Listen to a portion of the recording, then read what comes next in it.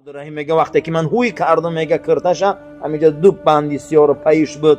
بعد فهمیدم که حضرت عایشه تا سحر خانی یتیما و کم بغل و بیوزنا ده میلیارد در بانک های اروپایی پولی مردم عربی یک مردم مظلوم فلسطین بمب بارون میکنه یا چی گفتن نمیتونه برای منفعت دنیا شده 13-15 هزار کودک جانش گرفتن کسی چیزی نمیگه کسی من گفتن نمیتونه حتی نمیمونه که وید اوچوی درو امیرالمومنین میگه سکوت کردن سر برداشتن گفتن همی گو و هر روز جوش خوبه یا سوده بود فرستاده خدا چا کرد اینقدر خرسنده گفت چیزی خدا را در راه خدا خواند شد. بعد از او میگه با ندای گنجشکا و هر حشرات دمجه بود دعا میکردن که حاضی آسایشتگی هست آرامیش نیست. آسایشتگی هست به حد دنیا پیش رفت اما ما آرام نیستیم. آرام نیستیم. ما بسیار چیزا داریم. پدرامو نداشتن باباهامو نمیره نداشتن باباهای ما هیچی نداشتن که آرام بودن. چی با آرام بودن؟ برای آن که چیزی داشتگیشان همیشه احسان و خیر قدی خوردن.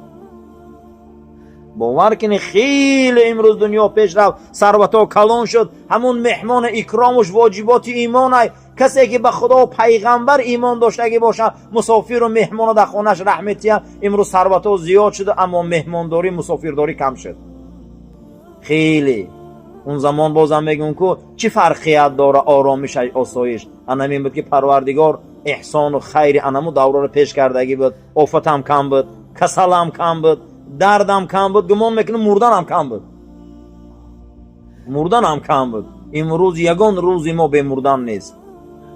ریشش من امینه بسیاری چکارو ده هسته که همش تقدیر مقدرات الهیه لیکن این احسان و خیره به نهایت در داخل قلب بسیار محبت ها میبیاره. سلطان صلاح الدین ایوبی را قصه میکنن هر روز شنبه و یک شنبه حضرت در شهر بعلبک و عراق همین منطقه ها همین خیل مردم آش میداده که همه ها مسیحی بدین. عبدالرحیم همون سرمشاویشان قصه میکنه میگه مسیحی ها میدیدن میگه سلطان دستاش موچه میکردن کیفتاش موچه میکردن شبه بود تا 100 دیگ آش میمون که برای مسیحیاتی. انا این سبب ها بود. میگه شب تا روز میشد هر یک یتیم و بیوزن سحری بامداد در هوی میکرد میگه یک نانو بالاش یک روغن موندگی مسکه. حیران میشتن این کیست؟ چندین سال میگه همین کار اجرا میشه و روز حضرت سلطان میمره و این کارم میمره. عبدالرحیم میگه وقتی که من هوی کردم میگه کرتشا همینجا دو بندی سیار پیش بود. بعد فهمیدم که حضرت عایشه تا سحر خانی یتیما و کم بغل و بیوزنا ده نان و روغن میداده. دعای اونها بوده که او امپراتوری بزرگ روم شکست داد. دعای اونها بوده که او بیت المقدس گرفت. امروز میلیارد در بانک های اروپایی پولی مردم عربی یک مردم مظلوم فلسطین بمب بارون میکنه یا چی گفتن نمیتونه. برای چی؟ از اون سرمایه میترسن. آدم که سرمایه داشته باشه ترسونچک میشه. اینو میگیرن ای دست مین اون میکنن. گو پیامبر فرمود کو من ای فقر نمیترسم در حق شما اما از دنیا میترسم که شما جمع میکنه ترسونچک میشه. من امروز میلیارد و میلیون از اون بندرهای تایفون اسرائیل ها گاز و نفت اروپا در آورده هستن پول قاب عروض جمع دارن با واسطه منفعت دنیا شده 13-15 هزار کودک جانش گرفتن کسی چیزی نمیگه کسی من گفتن نمیتونه حتی نمیمونن که وید اوچوی درارن چی واقعی متهمن ایدسین ای پول. برادر این نان و سرمایه که میتیم قسم به خدا این پشیمانی نداره. حضرت حسن بصری گفته 3 جا پشیمانی نداره. هر کسی دسترخوان احسان داره روز قیامت پشیمان نمیشه حسابش نمیکردین. هر کسی یتیم بیوزن داد حساب نمیکردین. سیمش هر کسی یک خیش در مسجد مان او رو حساب نمیکردین. این حسابش نکنه. اینا در راه خدا هم. این احسانا در راه خدا هم. اینا حساب ندارن پگه. چی بعد در راه خدا دادن در راه خدا ماند رفت. پروردگار دولتاشون زیاد کنه. کتاب 40 توتی امام محمد عوفی بخارایی میبیاره که یکی از اولیای خدا گذشت میگه در تگ یک درختی مجنون به دراز کشید همیته میگه گوش میکرد که تمام گنجشکایی که در همون درخت شیشتگی بودن میگه دعا کردیسیان پروردگارا همین درخشیرانه که به خاطر خدا احسان کرد درخت خدا گوری پدر و مادرش رحمت کن. خدا گوری پدر و مادرش رحمت کن. بعد از اون میگه خیس میگه او از خدا میگه التجا کرد که یگان زبانی گنجش که الهام ته که من امینا رو آموزم چی میگم؟ میگه همین خلق گفته که خدایا درخشیرانه که احسان کرده پروردگار رو گذشتش رحمت کن. همین درخت پرسیده آمد میگه که پرسید که ای کیه؟ از امونا پرسید که باباشون شیراندگی بده، همون درخت از نسلش خرید و یا خندیدن گفتن آخه این درخت در کوچه شیراندگی بود و با ما در ره گذر میلش میگه خرید آمد در تگ همون خواب شد. از همون صبح تا پیشین میگه همون گنجشکا و پرندهایی که در همجا راحت میکنن دعا کرده استیان میگه میشنید که خدایا درخت خره جاش جنت کن و گروهی گذشتش رحمت کن و مغفرت کن گذشته هاش. پیشین خواند شد. بعد از او میگه با ندای گنجشکا و هر حشراتی در همونجا بود دعا میکردن که درخشیران خدا رحمت کن درخشیران. بعد از او دعا کرد پروردگار رو نمیشه که یکی از همین گنجشکا قدیما صحبت کنم به راز الهام. میگه اجازت شد صحبت کرد. چی بگو تو اما این درخت خریدم ای بامداد تو پیشین شما در حق من دعا کرده ای پیشین ای برباد در حق درخشیران گو پولی تو را ثوابش تو همین رسید تو آن همین قدر اجر گرفتی بعدی همه با درخشیران. آدم‌ها درخت میشرانن جاشون جنت میشوه. آدم‌ها درخت میشرانن پرنده و چرنده ها در حقش دعا میکنن اما نون میتیم با دعا نمیکنن بدنی مدعکلو. این دعایی که ما میکنیم با نمیگیره. رسول اکرم صلی الله علیه و سلم فرمودن که شما در حق برادراتون در غایبانه دعا کنه دعای شما مستجاب میشوه.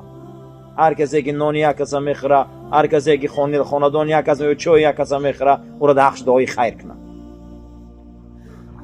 حضرت عمر رضی الله تعالی عنه پرسیدن که همه احسان و صدقه را حضرت دویمو کرده ایستیم یا یک سال ده یک بار کنیم؟ بسیار آدم هم یک سال ده یک بار دارن. دویمو کرده ایستیم یا یک سال ده یک بار کنیم؟ امیرالمومنین میگه سکوت کردن سر برداشتن گفتن همی گو هر روز جوش خوبه یا یک سال ده یک بار؟ گفتن یک سال ده یک بار جوشیم قاق میکنه. گفتن دولت هم همینه همی دودن گیره زیاد میشه نه دوده بای قاق میشه. همین احسان و صدقه همین هر روز میجوشی که هر روز شیر اومده سای همین هر روز احسان داشته باشی هر روز صدقه داشته باشی ایران نغز دونیم که قسم بخدا تیانده خدای پروردگار هوی میکنه میگه برکه ها رو میتیه. همین یک گاوی جوشا را یک سال یک بار جوشی خوبه یا یک ماه یک بار جوشی خوبه یا هر روز جوش یک سال میجوشیشه. اگر یک هفته نجوش چیکار میکنه اما قاق میشوه نیست میشوه. همینه عزیزو پروردگار انسانی هست که همین روز توبهگه عربه میکشه 1000 روبله کار کرده نمیتونه. انسانی هست که توبهگه را ممکن که 100,000 500,000 کار کنه ایره خدا میتیه واللهی. همو هم جوان مرده همو هم انسان های همو هم دست داره همو هم پا داره اما 2000 کار کرده نمیتونه. یا انسانی هست در جای ششتگیش میلیون کار میکنه. این همه انامینه باید ما فکر کنیم که تیانده خدا های.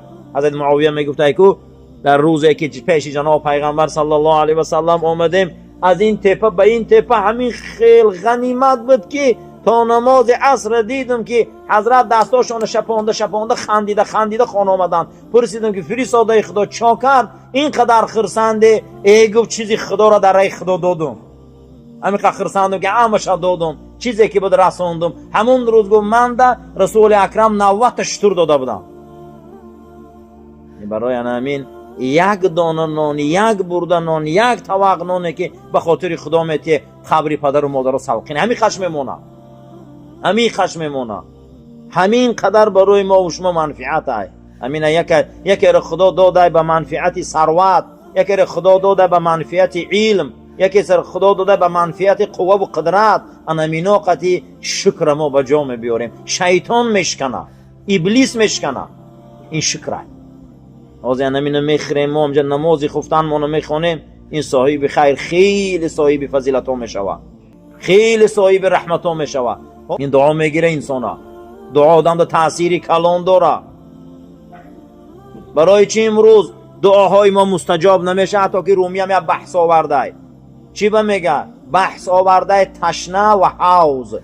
یک انسان بود میگه در بالای انمون دیوالی کلام بود میگه یک حوض کلام در پیشش موندگی خواست که از همون آب نوشه. یکی از همون تگی پاش خیشت کند میگه داری آب دا پرتاف کی او یک چلقس کرد میگه آدمی تشنه اگر همون تشنه که آب صدای آب و فهمه چه به سراسیمه میشوه ای گفت اینه بین آب صدا داشته این من تشنه بعد تگی پاشه میگه کندن سر کرد خیشتای لذیبه میگه کنده آمد به آب رسید میگه شما دعا میکنه مانعه کارا زیاد داره خیشتا زیاد داره همین خیشتاتون کنه یک نیمه پرتافتن گیره شما به مقصد میرسه رنگی تشنه دعا کنه رنگ انمی آدمی که برای آب لب و دهنش خشک میشه و میگه انمی خیلی دعا کنه اما حسود و کاری بد و فعلی بد و رفتاری بد چند کارایی هست که دعاها دا مانعگی میکنه همه را برطرف کنه یکتم خیشتا را گیره یک نیمه کنه با همه آب میرسه با همه عشق میرسه